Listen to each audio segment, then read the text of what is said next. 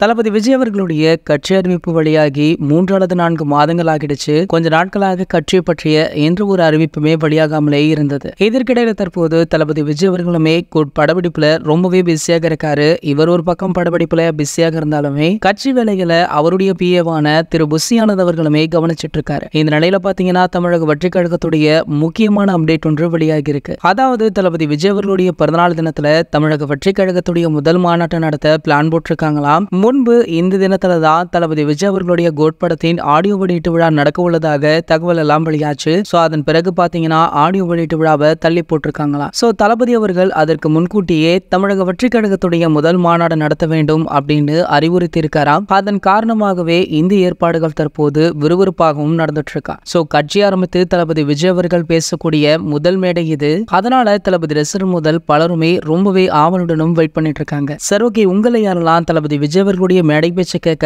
ஆவலாக வெயிட் பண்றீங்களோ அதை கீழே உள்ள கமெண்ட் செக்ஷன்ல கமெண்ட் பண்ணுங்க. மேலும் இது போன்ற நம்ம தளபதியை பற்றி வெளியாகும் அனைத்து செய்திகளுமே நீங்கள் உடனே தெரிஞ்சுக்க நம்மளுடைய தளபதி 360 அப்படின்ற நம்ம சேனலை சப்ஸ்கிரைப் பண்ணிக்கோங்க. மேலும் பக்கத்தில் உள்ள பெல் ஐகானை கிளிக் பண்ணிட்டீங்கன்னா நீங்க நம்ம வீடியோவை மிஸ் பண்ணாம பார்க்கலாம்.